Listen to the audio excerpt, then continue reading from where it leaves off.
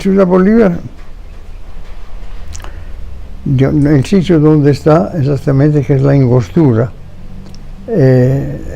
antes se mudó del sitio donde estaban los castillos, el de San Francisco, y ahí mismo a la entrada del río Orinoco, y después se mudó al sitio de la Angostura, y no es de colonial, tiene muy poco, porque por ejemplo la catedral se comenzó a construir en 1711, ¿no? Entonces 1700, ahorita estoy un poco confundido, ¿no? O 1771, mejor dicho.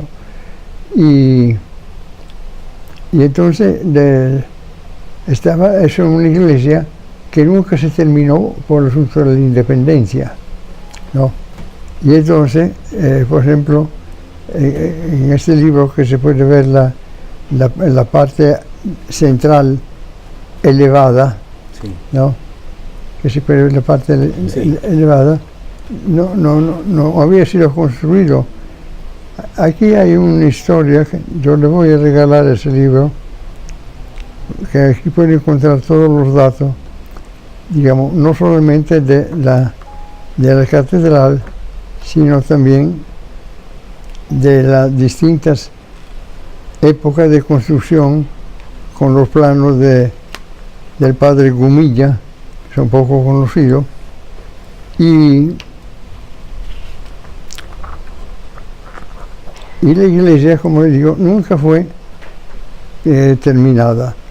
El comienzo mismo es un plano de Crame, Agustín Crame, un ingeniero militar, que es el plano de Ciudad Bolívar al comienzo, y aquí está sobre el plano actual lo que esto equivale a esto, digamos, ¿no?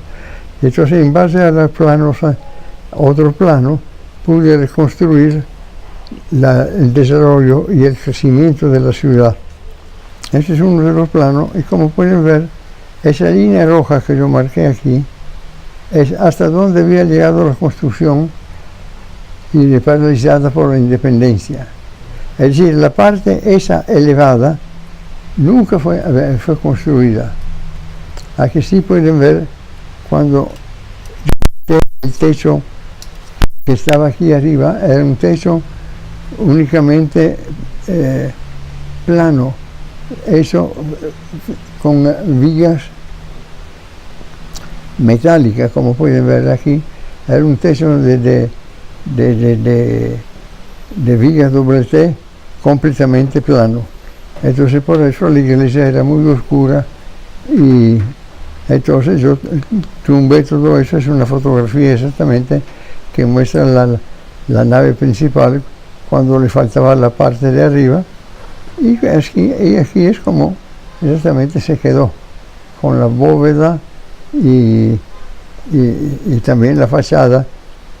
Antiguamente tenía una escalera al frente, con una de las puertas de la catedral. Si usted puede verlo aquí, daba sobre una escalera, era muy peligrosa, y entonces hicimos una especie de altozano que, en fin, le da una seguridad, y sobre todo la gente puede encontrarse al salir de la misa y hablar, etc. En fin, y así es una restauración que duró unos 3 años, y la inauguró hacia 1978, creo. Duró como 3-4 años la construcción, y la inauguró el presidente Pérez en aquel momento. Y desde entonces, en fin, se ha mantenido bastante bien. Por lo menos yo he hecho unos viajes posteriores, y en fin, la catedral se mantiene con su aspecto que nunca lograron darle por la interrupción de la guerra.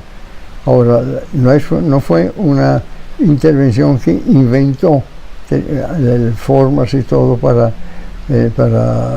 dejarla como está, sino que todo eso está documentado en la única iglesia de Venezuela que yo encontré. Son los planos de planta, del corte que se ve aquí, y después de la fachada. Entonces con ese plano fueron la guía para poder terminar la catedral como está.